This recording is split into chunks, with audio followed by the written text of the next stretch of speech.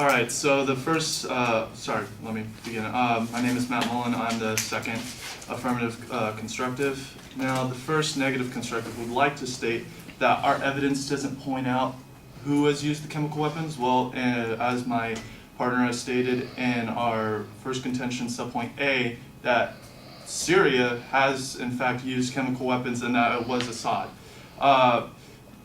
So the significance of what he's trying to say isn't relevant. His second point is that a country can only go into war through some sort of provocation. Well, Syria has provoked us. So using chemical weapons when we have clearly stated that there is a ban on chemical weapons and that there is a red line that should not be crossed, and they cross it, well, I think that is reason enough to believe that they are trying to provoke us. They say in their third point against our subpoint C, what type of response is needed? Well, a targeted strike is what we're proposing. In fact, a targeted strike will degrade Assad's capabilities. Barack Obama, President of the United States, Washington Post, September 10th, 2013, Axis, September 11th, 2013. My answer is simple. I will not put American boots on the ground in Syria. I will not pursue an open-ended action like Iraq or Afghanistan. I will not pursue a prolonged air campaign like Libya or Kosovo. This will be a targeted strike to achieve a clear objective, deterring the use of chemical weapons and degrading Assad's capabilities. The picture that they're trying to paint is that we don't need to target them militarily, and that doing so will cause some sort of repercussion to the United States. But so far, there hasn't been a repercussion. They have not yet decided that they're going to strike us or our allies. So the reasoning behind saying that us attacking now will cause some sort of response by Iran or by Syria does not seem to be a threat that we need to concern ourselves with. Now, turning to contention 2, they say that the ban has weakened and but has not prevented chemical weapon use.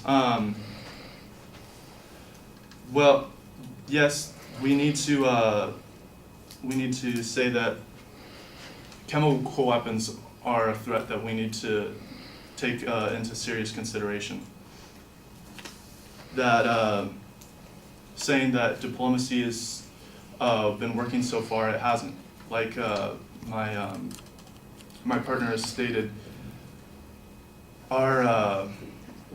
there's nothing to say that they don't use chemical weapons again. They have the means to use them, and there's nothing to stop them from using it, just our verbal warnings. And right now, our verbal warnings have not been able to, have not been backed by any action. And an action through the military, through a military response is now necessary. They say that us attacking Syria, attacking their chemical weapons, will upset the Middle East with, and have them have some sort of, I guess, grudge against the United States.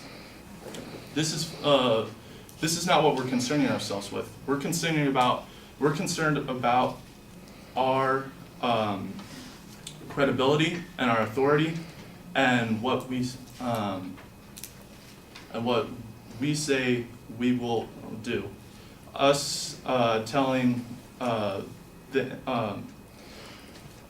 our statement at the UN Council saying that the chemical weapons should be banned and that the United States will take action, followed by no reaction after they have been used, will cause our credibility to be weakened, which will just leave an open door for Assad to use chemical weapons in the future.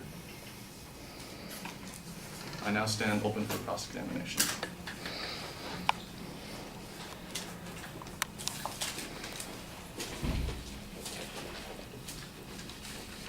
In your subpoint B, in contention 1, you stated that that Syria has provoked us through their chemical weapon strikes? Is that true?